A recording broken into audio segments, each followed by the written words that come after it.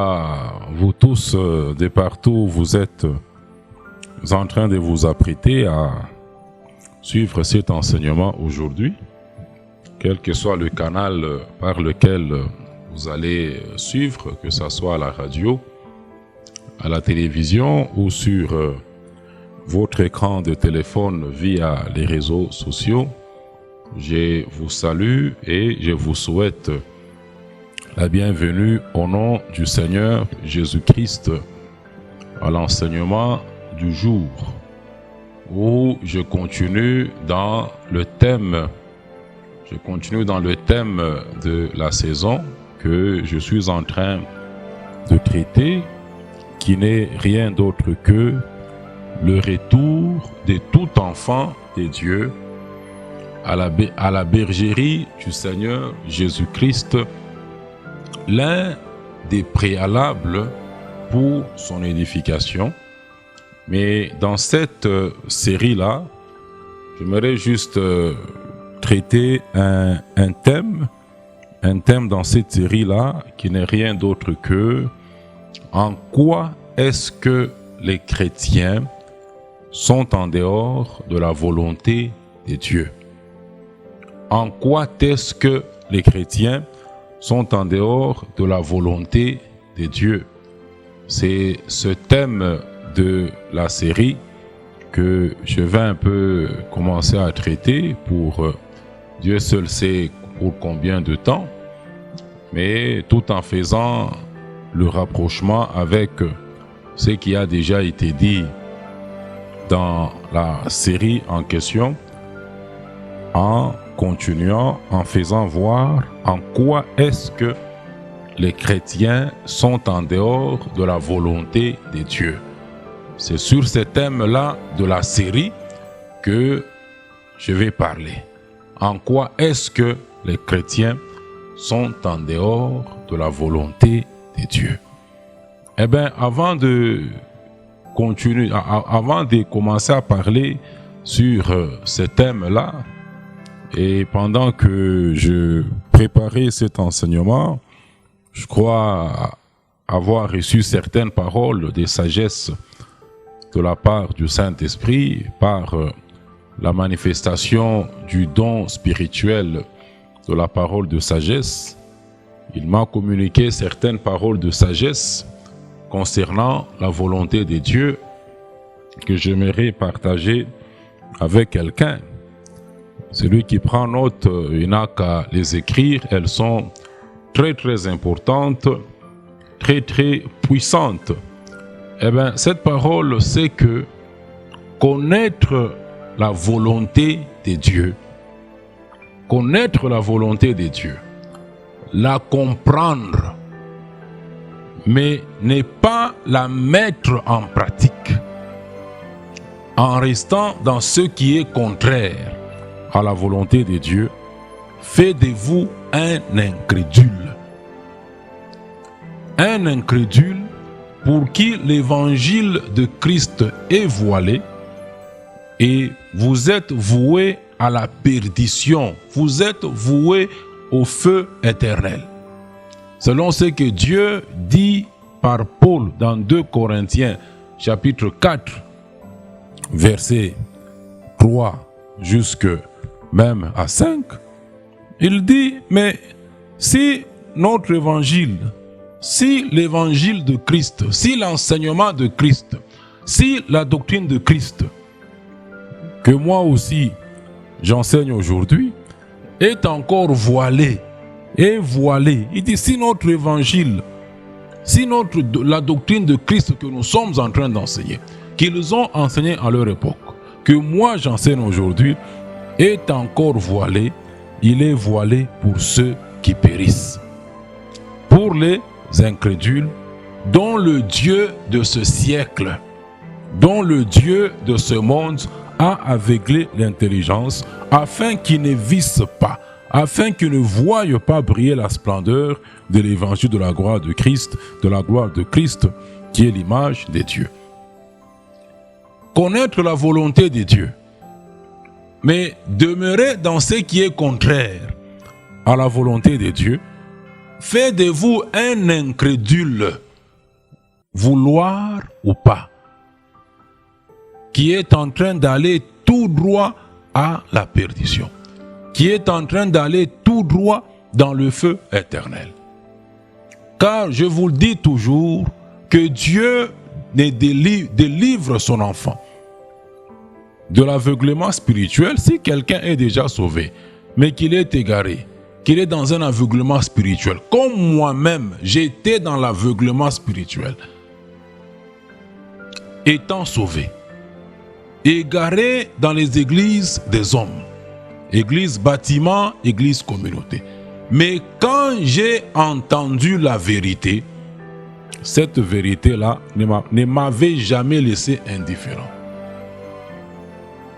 Quand j'ai commencé à apprendre la vérité au centre biblique, avec le doyen, qui est déjà avec le Seigneur au repos dans le lieu céleste, ça ne m'a jamais laissé indifférent. C'est ainsi que le Seigneur vous dit dans Jean chapitre 10, les brebis du Seigneur, il connaît ses brebis et ses brebis le connaissent. Ces brebis entendent sa voix, entendent la voix du bon berger et suivent le berger. Si vous entendez, vous ne suivez pas le berger, c'est-à-dire vous ne mettez pas en pratique ce que le bon berger vous dit, celui que vous confessez, nombreux confessent dans le monde entier, lui appartenir, avoir quelque chose à voir avec lui, mais tout en n'étant pas de lui. Celui que vous confessez, à qui vous appartenez, mais il vous dit sa parole, mais vous ne la mettez pas en pratique, c'est que vous êtes un incrédule, vous êtes un païen, vous êtes un chrétien de nom. Et un chrétien de nom n'est en rien différent d'un païen. C'est un païen. C'est un païen. C'est un païen. Car Dieu ne délivre son enfant de la même façon qu'il m'a délivré de l'aveuglement spirituel dans lequel j'étais, par la vérité. Dieu ne délivre de l'aveuglement spirituel que par la vérité. Jean chapitre 8, verset 32. You shall know the truth, and the truth shall set you free. Vous connaîtrez la vérité, et la vérité vous rendra libre. Ce n'est pas une affaire de prier, de jeûner, de dormir à même le sol, de rouler. Dieu délivre de l'aveuglement spirituel par la connaissance de la vérité. Et si sa vérité, qui est sa parole, ne vous convainc pas,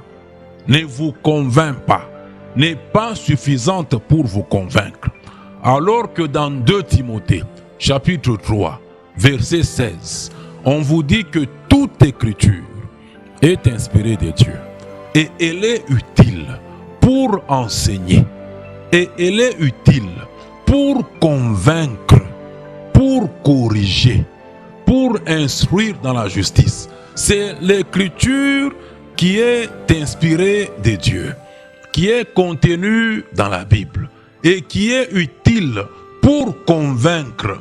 Mais si l'écriture ne vous convainc pas, il n'y a rien qui pourra vous convaincre. C'est l'écriture qui convainc. C'est l'écriture qui vous convainc, c'est que la volonté de Dieu est. C'est l'écriture qui vous convainc, c'est que la volonté de Dieu est. Mais si l'écriture ne vous convainc pas, si la parole de Dieu ne vous convainc pas, vous êtes un incroyant. Vous êtes un incroyant. Peu importe l'étiquette de chrétien que vous pouvez porter, vous êtes un incroyant. Qu'est-ce qui va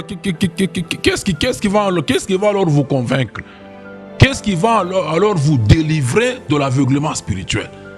Qu'est-ce qui va alors vous délivrer, vous sortir du mauvais chemin sur lequel vous êtes? Quoi? Qu'est-ce qui va vous délivrer? Rien. C'est un truc qui est sûr, ayant compris tout cela, je n'ai plus à me battre avec des gens. Je ne me bats pas avec des gens. Je ne me bats plus. Je ne me bats pas avec les gens. Je n'ai pas de temps à perdre avec les gens. Je sais voir. Lorsque quelqu'un ne se laisse pas convaincre par l'écriture, par la parole de Dieu, propre à l'Église dans le Nouveau Testament. Lorsque quelqu'un ne peut pas et ne se laisse pas convaincre par la parole de Dieu, je sais dire que c'est un chrétien de nom. C'est un chrétien de nom.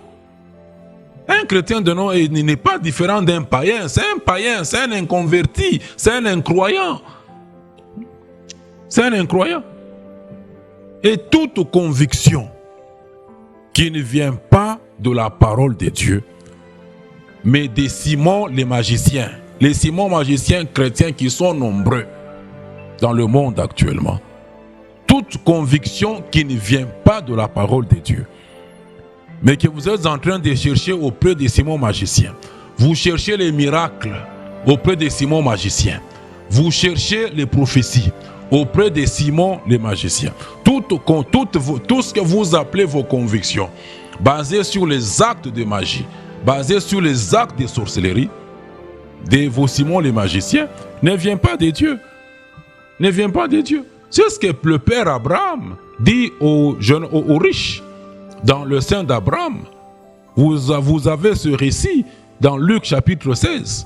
Mais au verset 29, quand l'homme riche demande à Abraham d'opérer un miracle afin d'envoyer le pauvre Lazare dans la maison de son père, afin que ses frères qui étaient encore sur terre ne puissent pas aller aussi en enfer, qu'est-ce que le père Abraham lui dit? Qu'est-ce qu'Abraham répond aux riches?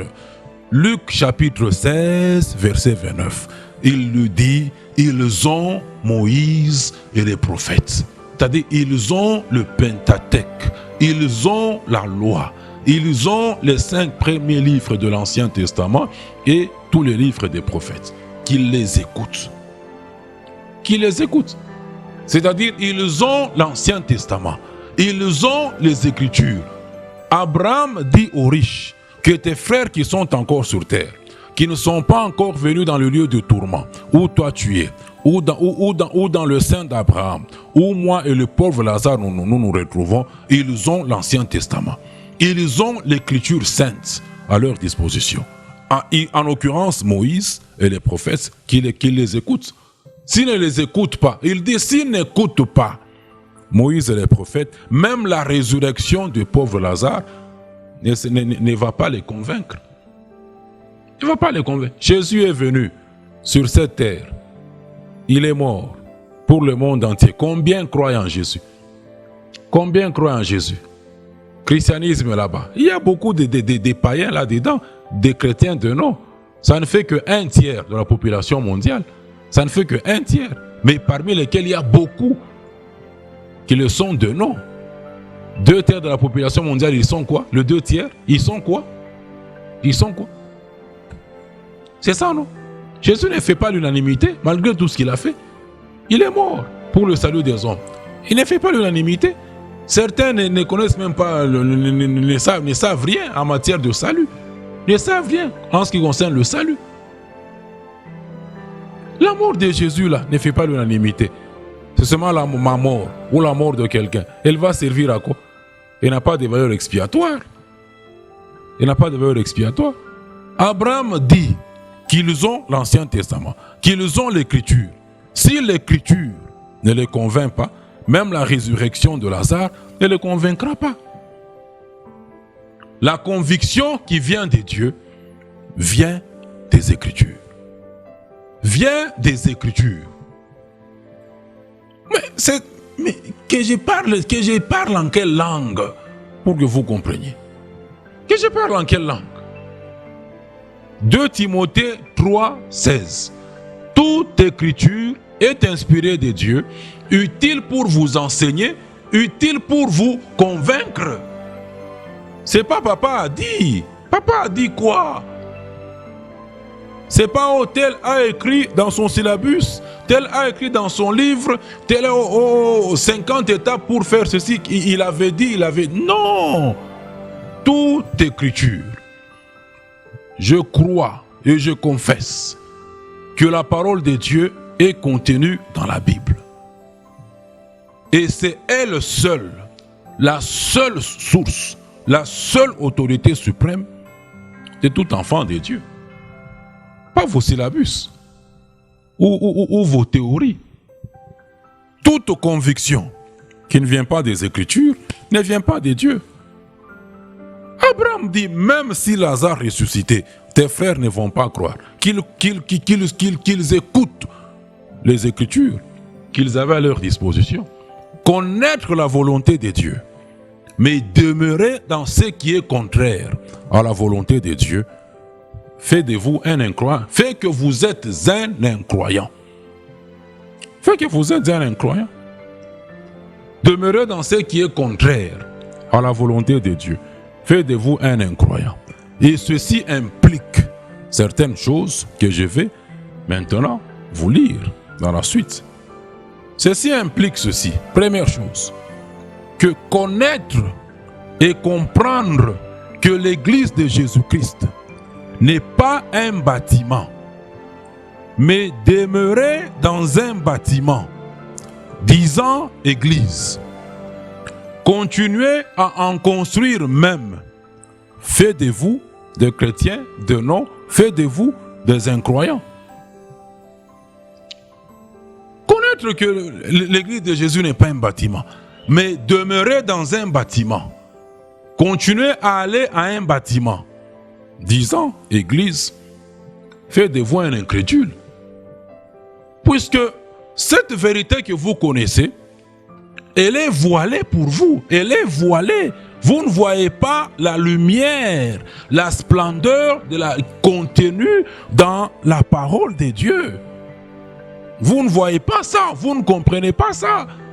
Vous ne voyez pas ce qui saute, ce qui est clair dans les Écritures.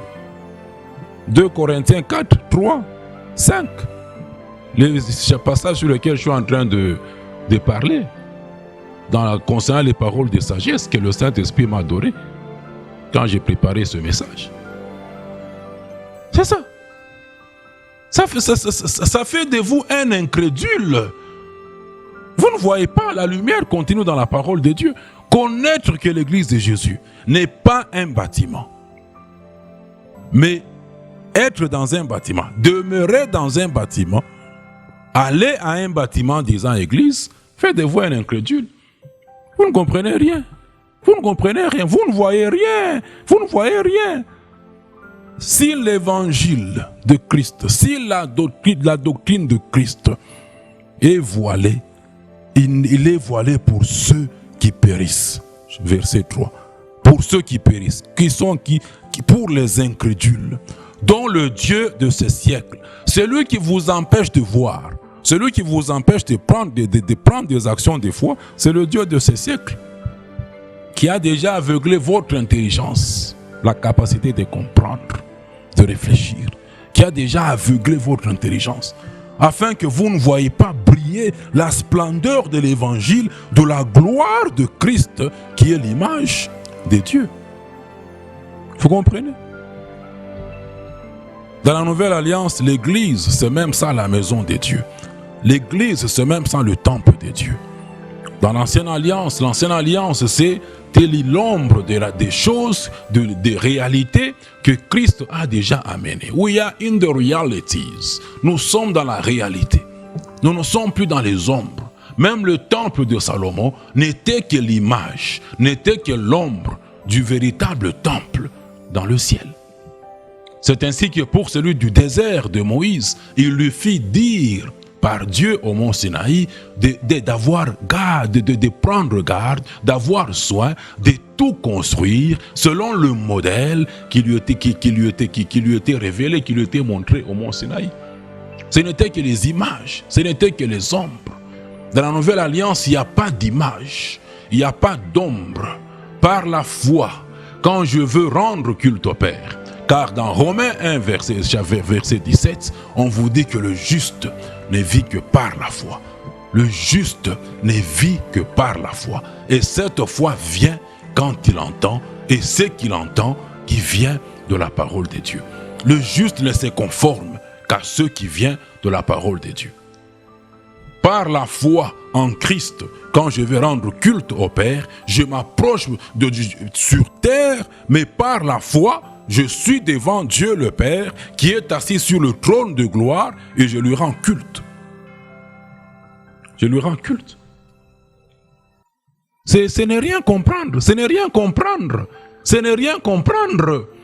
Ce sont toutes ces choses qu'on va voir dans la suite. En quoi est-ce que les chrétiens sont en dehors de la volonté de Dieu? C'est tout ça. C'est tout ça. Prétendre parler de la nouvelle alliance, mais être dans des bâtiments que vous appelez des temples, c'est que vous n'avez rien compris de la nouvelle alliance. C'est que vous n'avez rien compris. Vous ne connaissez rien de la nouvelle alliance. C'est à peine que je ne sais même pas sur quelle alliance ceux qui se disent chrétiens aujourd'hui prétendent traiter avec Dieu.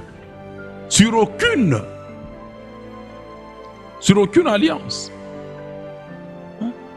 Deuxième implication. Comprendre que l'Église de Jésus n'est pas une communauté, n'est pas une dénomination, mais demeurer dans une communauté ou une dénomination, malgré tout, fait de vous aussi un incrédule, voué à la perdition, au feu éternel. Faites de vous de ça. Troisième implication. Comprendre que Jésus-Christ est le seul propriétaire de son Église.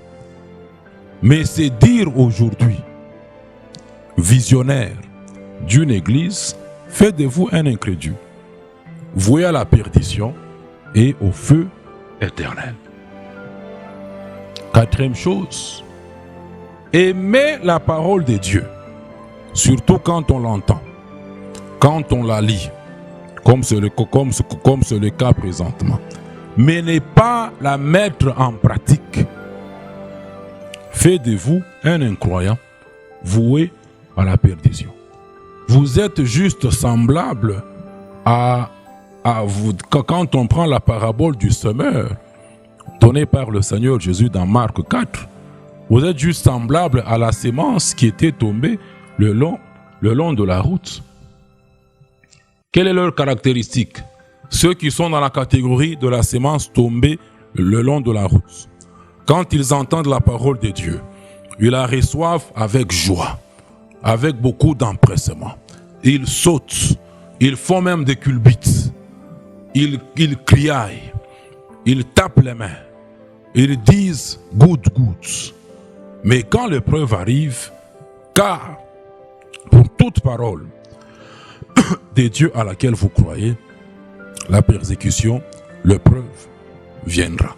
Quand l'épreuve arrive, ils disent non, nous on ne pensait pas que ça devait être comme ça. Nous on a fait culbute, on a sauté, on était dans la joie d'entendre ce qu'on avait entendu. Mais c'est cette épreuve aussi, c'est cette épreuve aussi qui vient, c'est quoi? Vous n'êtes pas, vous êtes semblable, vous êtes dans cette catégorie-là. Des gens dans la catégorie où la sémence est tombée le long de la route. Quand vous entendez, vous êtes content. Vous êtes convaincu. Vous n'êtes pas convaincu. Vous émotionné. Vous aimez entendre la parole de Dieu, mais vous ne la mettez pas en pratique. Cela fait de vous un incroyant. Connaître la volonté de Dieu, mais ne pas la mettre en pratique, fait de vous un bon religieux. Juste un bon religieux. Et il y a plein de religieux, des bons religieux, toutes catégories confondues dans la grande maison où nous sommes sur terre actuellement. Beaucoup de bons religieux dans la grande maison où les chrétiens sont sur terre dans cette période. Et j'aimerais juste dire à quelqu'un que quand par moi Dieu enseigne sa volonté, c'est pas mon problème. Si sa parole, si sa volonté dit que tout ce que vous êtes en train de faire est contraire à sa volonté, c'est pas mon problème. Ce n'est pas mon problème. Et je n'ai aucun compte à rendre à qui que ce soit. À ce que je sache, la dernière fois que j'ai consulté la Bible, le Nouveau Testament, dans l'église de Jésus-Christ, il n'y a pas de Sanhédrin. Dans l'église de Jésus, il n'y a pas de Sanhédrin. Il n'y a pas de tribunal chrétien dans l'église de Jésus. Il n'y a pas de Sanhédrin. Ce n'est pas en Israël. Quand la parole de Dieu vous convainc d'erreur, vous dit que vous êtes dans les erreurs, ce n'est pas mon problème à moi. Et moi, je ne suis redevable à personne. Pour le ministère que le Seigneur m'a confié, je ne suis redevable à personne, vivante ou morte. Je ne suis redevable à aucune dénomination. Je ne suis redevable à aucune communauté. Je n'ai rien appris de la doctrine de Christ dans toutes les communautés où je suis passé. Je n'ai rien appris de la doctrine de Christ. Tout ce que j'enseigne aujourd'hui, je n'ai pas appris ça des communautés. Je n'ai rien appris des communautés. Je ne suis redevable à personne. Je n'ai rien qui appartienne à un homme, vivante ou morte. Vivante ou morte. Donc ce n'est pas mon problème si la volonté de Dieu dit que, si sa parole dit que vous êtes dans des erreurs. Ce n'est pas mon problème. Et ce n'est pas la peine d'harceler ni ma femme, ni mes enfants, ni mes parents biologiques. Car Christ n'a pas fait de moi un don d'apôtre ni à ma femme, ni à ma famille biologique. Et eux tous ne sont répondants sur aucun point en ce qui concerne le ministère que je suis en train d'exercer. En ce qui concerne plutôt la doctrine de Christ que j'enseigne. Ils ne sont répondants sur aucun point. Donc ça ne sert à rien de les voir, ça ne sert à rien de leur parler. Ils ne sont répondants sur aucun point en ce qui concerne le ministère que j'exerce. Et en l'occurrence, par rapport à ma femme, je lui dis toujours qu'elle n'est pas maman apôtre. Elle n'est pas maman apôtre. Si elle est sauvée, elle est membre, et elle et moi, tous deux membres du corps de Christ. À ce que je sache, dans la Bible, il n'y a pas de ministère de maman apôtre, ni de maman pasteur, dans l'église de Jésus. Dans Ephésiens 4:11, il n'est pas écrit que Christ a donné les uns comme les mamans apôtres ou comme les mamans pasteurs. Ce n'est pas biblique. Ça ne sert à rien de les harceler. Ils ne sont répondants sur aucun point en ce qui concerne mon ministère. Si la volonté de Dieu convainc que vous êtes dans des erreurs, si vous avez des problèmes avec la volonté de Dieu, voyez l'auteur de sa volonté. Réglez vos problèmes avec lui. Réglez vos problèmes avec lui. Réglez vos problèmes avec lui. Connaître la volonté de Dieu. Mon frère là, mon frère, connaître la volonté de Dieu, mais demeurer dans ce qui est contraire à la volonté de Dieu, fait que vous n'êtes qu'un incroyant, fait de vous un incrédule, pour qui cette volonté de Dieu-là est cachée, que vous ne parvenez pas à comprendre. Ça fait de vous un bon religieux. Connaître ce que l'église de Jésus est, mais demeurer dans des systèmes disant église, malgré tout ce que vous pouvez connaître, fait de vous un incroyant. Fait de vous un incroyant. Car je l'ai dit au début là-bas, Dieu ne délivre de l'aveuglement spirituel que par la connaissance de la vérité. Jean chapitre 8, verset 32. Abraham le fait aussi comprendre aux riches qui étaient dans le lieu des tourments. Lui dans le sein, portant son nom avec le pauvre Lazare, il a dit que seule l'écriture convainc. 2 Timothée 3, 16, seule l'écriture est capable de convaincre. Maintenant, si l'écriture vous dit que l'église, c'est l'ensemble de ceux-là que Dieu a déjà sauvé, que Dieu sauve par l'évangile du salut. Lorsqu'ils entendent cet évangile, ils y répondent favorablement. Et quand ils les sauvent, ils sont ajoutés à l'église du Seigneur Jésus. Acte 2, 47, 1 Corinthiens 12, 13, Éphésiens 2, 20. Ils sont ajoutés à l'église de Jésus. Ils deviennent des membres de l'église de Jésus. C'est ce que la parole vous enseigne. Mais connaître tout ça, comprendre tout ça, demeurer dans ce qui est contraire aux Écritures, fait de vous un incroyant. Fait que vous ne comprenez rien. Qu'est-ce qui va vous délivrer? Rien. Qu'est-ce qui va vous délivrer? Vous voulez jeûner, prier, merci, jeûner, prier, rejeûner, déjeuner encore. Rien ne se fera. Dieu n'est pas un bavard. Dieu a déjà parlé. Et lorsqu'il a déjà parlé, vous connaissez sa volonté. Et quand vous connaissez sa volonté, il faut la mettre en pratique. Quand tu connais la volonté de Dieu, il n'y a ni prière, il n'y a ni jeûne, il n'y a ni « oh, je cherche la révélation ». Mais Dieu a déjà parlé. Quelle volonté tu cherches?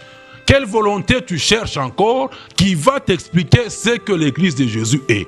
Quelle volonté tu cherches encore qui va t'expliquer ça? Quelle volonté tu cherches encore?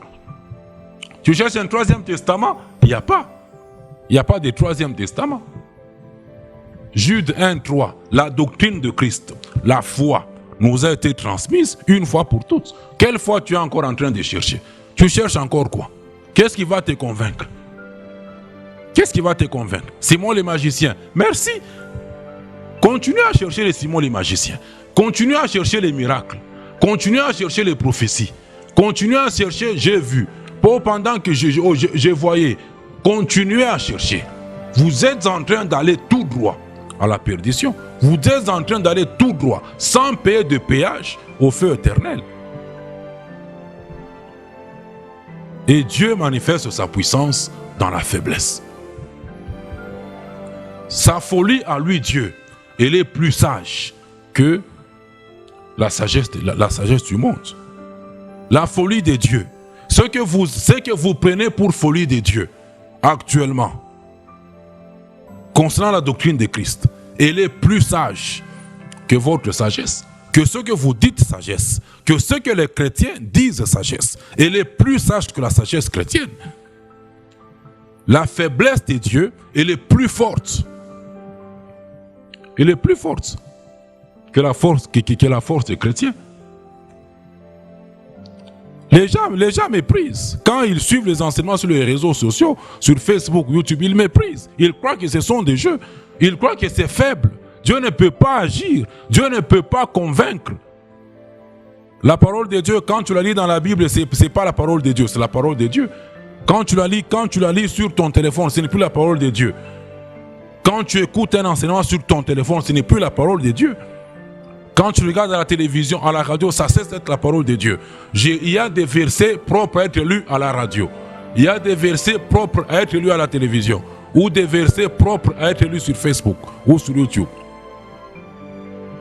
La parole de Dieu demeure la parole de Dieu. Et Dieu, la folie de Dieu, elle est plus sage que la sagesse des hommes. C'est dans 1 Corinthiens chapitre 1, verset 25. Nous allons parler de ça tout juste après. C'est très important. Connaître la volonté de Dieu, mais ne pas mettre cette volonté-là en pratique. Parce que tout le monde est dans les communautés, parce que tout le monde est dans les églises, dont les hommes ont établi des statuts, dont les hommes sont visionnaires. Quand l'homme meurt, le visionnaire meurt, les gens sont devant sa tombe, ils lui jurent fidélité. Ils disent qu'ils vont continuer sa vision. Ils disent qu'ils vont continuer sa vision. Nous allons continuer la vision des papas. Ta vision ne tombera pas. Nous allons continuer ta vision. Et généralement, ils se séparent. Quand le visionnaire meurt, ils se séparent. C'est malheureux d'être dans une église dont un homme mortel est visionnaire. Dont un homme mortel, dont un homme périssable est visionnaire. Je vous ai dit dernièrement, Jésus n'a pas de représentants légaux sur cette terre. L'église de Jésus n'a pas de sous-église sur cette terre. Et Jésus n'a pas une église universelle, il n'a pas des églises locales à côté. C'est biblique, non? C'est biblique, non? Connaître ce que cette église est, mais demeurer dans des églises. Il n'y a que ceux qui sont sauvés. Je vous l'ai dit au début là-bas. Il n'y a que ceux qui sont sauvés. Ceux qui ont la vie divine en eux. Qui, quand ils entendent ça, ils sont convaincus, ils posent des actes de foi, ils suivent le bon berger. Mais ceux qui ne le sont pas, ils sont nombreux. Nombreux dans la génération présente. Nombreux ne sont pas brebis du Seigneur. Nombreux ne sont pas brebis du Seigneur. Nombreux ne le sont pas. Juste des chrétiens de nom. Peu importe cette casquette-là que vous pouvez porter. Et si l'Esprit de Dieu n'est pas en vous, si Dieu ne vous a, si Dieu ne vous a pas encore sauvé, il n'a rien à voir avec vous. Vous ne lui appartenez pas. Vous ne lui appartenez pas. Vous ne lui appartenez pas. Connaître ce que la volonté de Dieu est, ce que l'Église de Jésus est, ce que les choses sont actuellement sur terre, la grande maison, mais c'est leurré. Parce que tout le monde aujourd'hui est membre des églises dont les hommes ont établi des statuts, dont les hommes sont des visionnaires, parce que tout le monde y est, parce que tout le monde va là-bas, parce que tout le monde est membre, vous êtes en train d'aller tout droit en enfer. Tout droit en enfer. Quand on connaît la volonté de Dieu, il faut la mettre en pratique. Jacques chapitre 1, verset 22 et jusqu'à 25. Pourquoi je donne toutes ces références? Parce que je ne me prêche pas. Je ne me prêche pas. C'est ce que Paul vous dit toujours dans 2 Corinthiens là, notre verset de base. 2 Corinthiens 4, verset 5. Car nous ne nous prêchons pas nous-mêmes. Je ne me prêche pas. Je ne prêche pas ni ma famille, ni ma femme, ni mes enfants, ni ma famille biologique. Mais je prêche Christ. C'est ainsi que je vous donne toutes ces références. C'est elles qui doivent vous convaincre. Ce sont les Écritures qui doivent vous convaincre. Mais si les Écritures ne vous convainquent pas, si vous entendez les Écritures, vous dites vous allez jeûner. Allez jeûner, vous allez déjeuner, vous allez rejeûner encore, vous allez rejeûner, il n'y aura rien. Dieu a déjà parlé, Dieu a déjà parlé. Sa parole est là, craque dedans, dans la Bible. Il faut l'utiliser, il faut la mettre en pratique. Il faut la mettre en pratique. Il faut la mettre en pratique. Il n'y a que les brebis du Seigneur, ceux qui ont la vie divine en eux, qui après avoir été égarés, comme je l'ai été aussi dans les histoires des gens, comme je l'ai été aussi, quand j'ai commencé à entendre des vérités, je suis parti. Je suis parti. Et je suis déjà parti depuis longtemps et je ne retournerai jamais. Jamais. Et j'aimerais dire dans la suite de cet enseignement, dans ce thème très bon, en quoi est-ce que les chrétiens sont en dehors de la volonté de Dieu. J'aimerais dire à celui qui me suit, qui est en train de me suivre, depuis que l'enseignement a commencé, que ce n'est pas par hasard. Ce n'est pas par hasard. Moi, je ne crois pas au hasard. Le hasard n'est pas biblique. Ce n'est pas au hasard. C'est Dieu qui vous a attiré, soit pour allumer votre radio, pour être devant votre télé, pour cliquer sur cette vidéo sur les réseaux sociaux. Mes amis gabonais qui sont nombreux à suivre les enseignements, les amis centrafricains, vous tous dans le monde entier, les amis même du Seychelles, du Cameroun, les amis de la RDC, vous êtes nombreux. Et je rends grâce à Dieu pour ce moyen qui me permet d'exercer le ministère à votre égard. Ce n'est pas un hasard que vous ayez cliqué sur cette vidéo pour suivre. Mais c'est l'œuvre de Dieu. C'est Dieu qui vous a attiré pour suivre cet enseignement. Mais même s'il est vrai que ceci est l'œuvre de Dieu. Mais Dieu ne fera rien sans vous. Dieu ne fera rien sans vous. C'est ainsi qu'en matière de salut, pour sauver, Jésus dit dans Jean chapitre 6, verset 44, que nul ne peut venir à lui pour être sauvé s'il n'a été attiré par le Père. Nul ne peut venir à Christ de lui-même pour être sauvé. Nul ne peut venir à Christ de lui-même. Il faut que Dieu l'attire. Mais c'est l'homme qui croit, pas Dieu. Nulle part il est écrit que c'est Dieu qui croit, ou Dieu accepte sa parole. Non. C'est l'homme qui croit à la parole de Dieu. Pour ainsi dire que Dieu ne sauve pas l'homme sans l'homme lui-même. Dieu ne sauve pas l'homme sans l'homme lui-même, sans sa volonté. Il ne sauve pas l'homme sans lui-même. L'homme a toujours cette responsabilité de croire ou de rejeter la parole de Dieu. Il a cette responsabilité là-bas. Chacun a cette responsabilité-là. L'homme a toujours cette responsabilité de suivre, d'entendre, de croire ou de ne pas croire. Et j'aime toujours le dire, pour que vous ne puissiez pas tomber dans des erreurs, surtout pour celui qui peut être sauvé, mais qui est égaré comme je l'ai aussi été. Cette responsabilité de croire ou de ne pas croire ne se situe qu'au niveau du salut pour l'incroyant que Dieu veut sauver. Croire ou ne pas croire la parole de Dieu ne concerne que l'incroyant, ne concerne que le chrétien de nom que Dieu veut sauver. Pas pour celui que Dieu a déjà sauvé. Non, non, pas pour celui-là. Pas pour celui que Dieu a déjà sauvé. Il n'a pas de choix. Pour lui, il n'a pas de libre arbitre de croire ou de ne pas croire. Celui qui est déjà sauvé en Christ, il est appelé à vivre pour Dieu. Il est appelé à vivre pour Dieu à qui il appartient de par son salut. Dès que Dieu vous sauve, l'une des implications du salut, c'est votre rachat. Il vous rachète de la domination du diable. Il vous rachète de la domination du monde. Il vous rachète de la domination du péché. Et Romains 6, verset 11, même Galates 2, verset 20, vous le révèle. Si tu vis, ce n'est plus toi qui vis, c'est Christ qui vit en toi. Celui qui est déjà sauvé, qui est déjà passé par la conversion, qui est une nouvelle créature en Christ, selon 2 Corinthiens 5, verset 17, lui n'a pas de libre arbitre. Il n'a aucun choix à faire.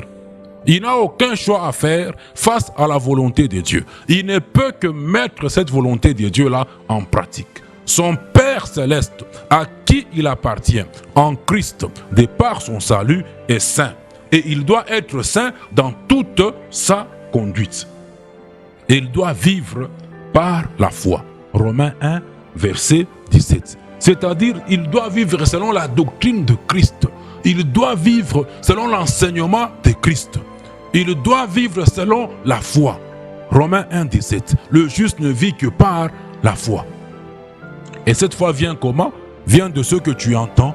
Romains 10, 17. De ce que tu entends. Et ce que tu entends qui vient de la parole de Dieu.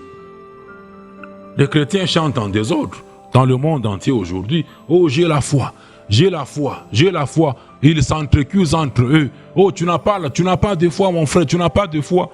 Mais c'est quoi ça?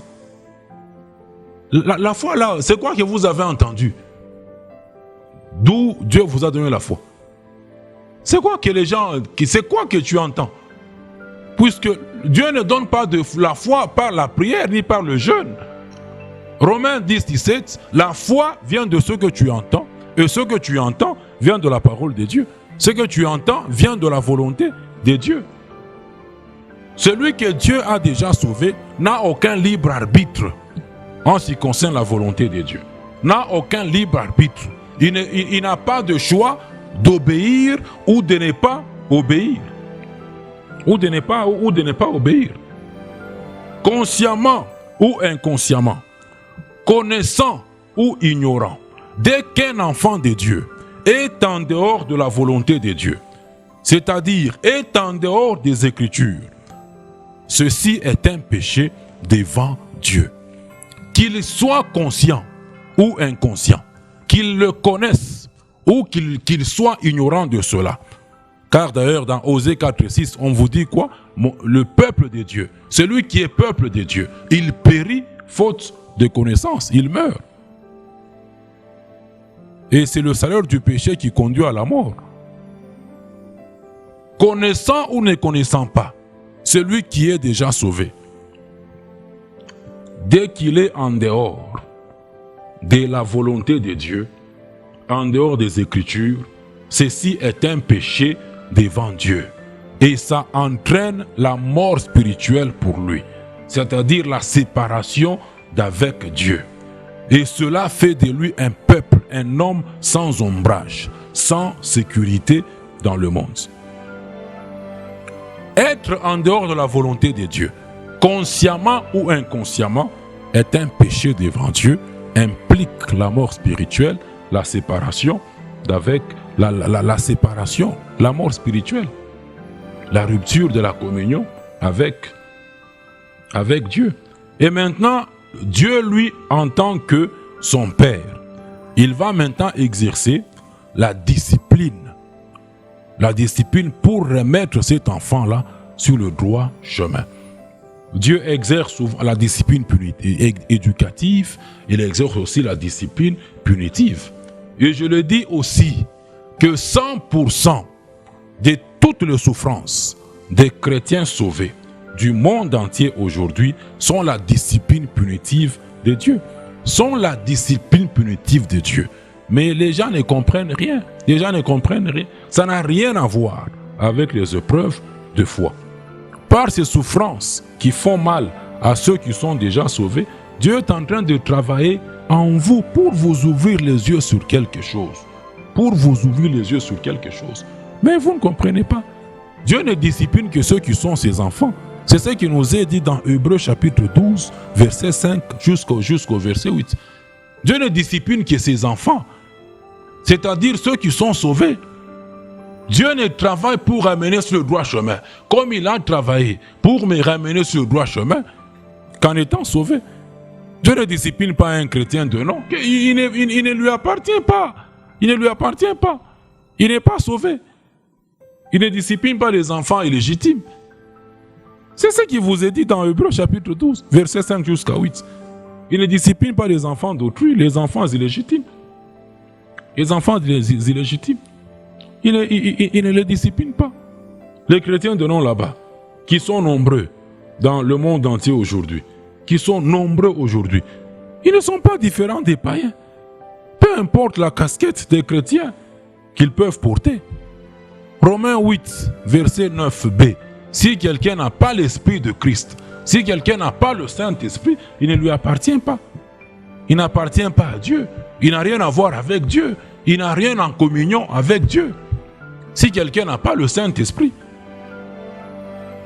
Et quand est-ce que quelqu'un reçoit le Saint-Esprit? À la conversion. Et comment tu parviens à la conversion? Comment tu parviens au salut?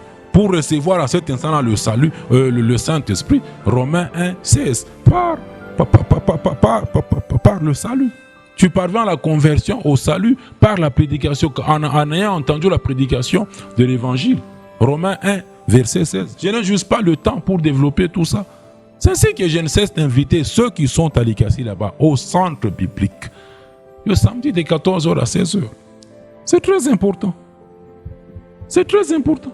Celui qui n'a pas le Saint-Esprit n'appartient pas à Dieu. Dieu n'a aucune affaire avec lui.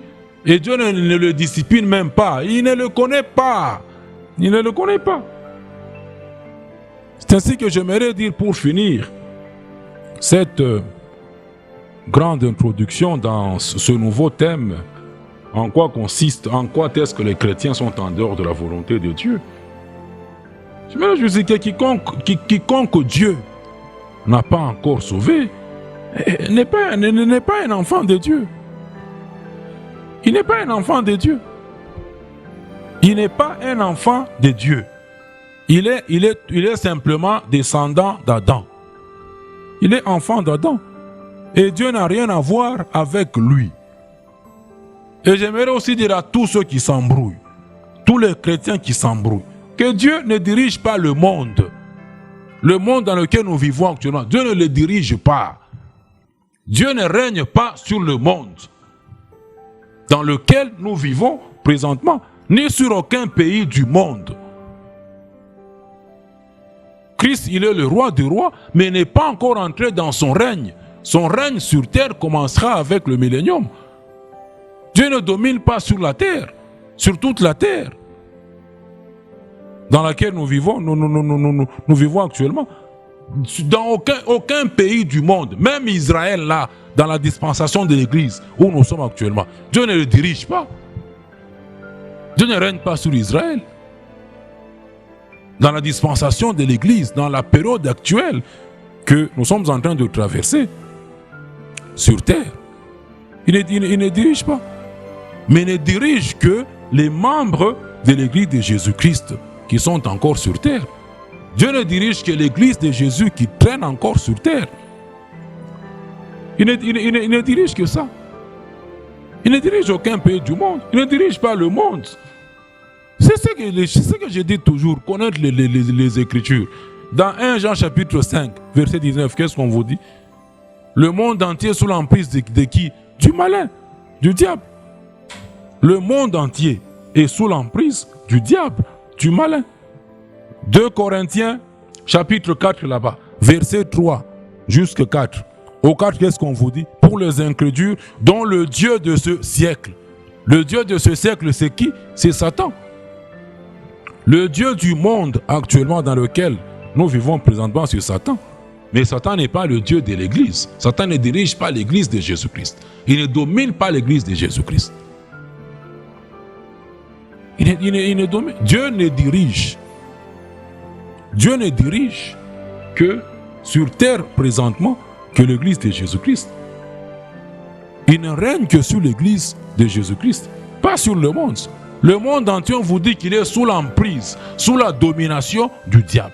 Jésus même pouvait dire, le prince de ce monde vient, mais il n'a rien en moi. Le prince de ce monde vient, mais il n'a rien en moi. Satan dirige le monde entier, sauf sur les membres de l'Église de Jésus qui sont encore sur terre. On voit les gens chanter en désordre. Oh, n'est-ce pas, il est écrit, rien ne peut arriver si Dieu ne l'a pas ordonné. Pour tout le monde sur terre actuellement. Tout le monde chante ce verset là-bas. Tout le monde le chante. Mais non, mon frère. Écoutez, la parole de Dieu que vous êtes en train de réciter là-bas, à tout bout de champ, ne concerne que ceux qui sont membres du peuple de Dieu. Et dans la dispensation actuelle, ne concerne que l'Église. C'est-à-dire aujourd'hui, on doit dire que rien ne peut arriver, que rien ne peut dire que nul ne peut dire que quelque chose arrive si Dieu ne l'a pas ordonné, rien que pour son Église, rien que pour celui qui est enfant de Dieu. Rien que pour celui qui est enfant de Dieu. Pas pour celui qui est dans je ne sais quoi. 1 Pierre 3, 17, car il vaut mieux souffrir si telle est la volonté de Dieu en faisant le bien plutôt qu'en faisant le mal. Vous comprenez? C'est très important de connaître toutes ces choses qui induisent beaucoup de gens dans les erreurs. Donc j'étais en train de dire que tout celui que Dieu a déjà sauvé n'a aucun libre arbitre concernant l'obéissance à la parole de Dieu. Il doit participer à la sainteté de Dieu. Il doit participer à la sainteté de Dieu. C'est ainsi que je ne m'inquiète pas, car quiconque est déjà sauvé et qui est en train d'entendre, et qui appartient à une église dont l'homme a établi le statut, dont l'homme est visionnaire, lui-même qui est sauvé, mais entraîné aussi dans les erreurs par l'aveuglement spirituel, a aujourd'hui une église dont il a établi les statuts, Dieu l'amènera à abandonner cette voie-là. S'il refuse ça sera encore pour lui plus de discipline punitive du Père. Et s'il persiste, Dieu finira même par le tuer physiquement, qu'il soit en moins de conserver son salut. Il va abandonner son église là. Il va l'abandonner. Celui qui est déjà sauvé, qui est un enfant de Dieu véritable, il va l'abandonner. Dieu va le ramener à la bergerie du Seigneur Jésus-Christ. Et je le répète encore, 100% des souffrances des chrétiens sauvés dans le monde actuellement, qui sont d'ailleurs très peu nombreux dans la génération actuelle, sont la discipline du Père. Et encore 2 Corinthiens 4, verset 3 jusqu'à 5. Si tout ce que je vous dis est encore voilé pour vous, est encore voilé pour quelqu'un, cela ne peut être voilé que pour celui qui est voué à la perdition, qui est en train d'aller à la perdition. Je vais m'arrêter par là, si Dieu le veut, je continue prochainement. Mais connaître la volonté de Dieu, ne perdez pas de vue le début de ce message. C'est très important. Connaître la volonté de Dieu, mais demeurer, continuer à faire ce qui est contraire à la volonté de Dieu, fait de vous un bon religieux, un incroyant, un chrétien de nom, quelqu'un qui n'est pas sauvé. Car il n'y a rien d'autre que Dieu utilisera pour vous sauver. Tu attends vision, tu attends rêve, tu dormiras, tu auras des cauchemars, tu vas te réveiller rapidement de ton lit, il n'y aura rien. Dieu a déjà parlé. Tout ce que je suis en train de vous enseigner, depuis que j'exerce ce ministère, il n'y a aucun rêve, il n'y a aucune vision. Tout est là. Tout est là. Tout est dans cette Bible. La même Bible que vous avez. Et à aucun moment, Dieu est venu toquer à la porte de ma chambre et a commencé à me parler ou dans une vision ou bien dans un rêve où tu vas dire ça, où tu es mon serviteur. Romains 1, 17, le juste ne vivra que par la foi. Tout, le Saint-Esprit lui-même ne cesse de m'enseigner. Il est à l'aise en moi. Il n'est pas attristé. Il m'enseigne. Un enseignement comme celui-ci, je l'ai dans une heure. Ces paroles de sagesse avec lesquelles j'ai commencé, je les ai reçues dans quelques secondes. Dans quelques secondes. Je ne fournis aucun effort pour faire ce travail. Le même travail. Dieu a déjà parlé. Tu cherches la volonté de Dieu. Merci. Cherche-la. Tu la trouveras en enfer. Dans le feu éternel. Tu la trouveras dans le feu éternel.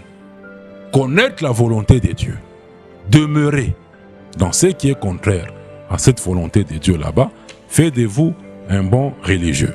Eh bien, que l'amour de Dieu le Père, la grâce du Seigneur Jésus et la communion du Saint-Esprit demeurent avec celui qui est déjà sauvé. Au nom de Christ Jésus. Amen.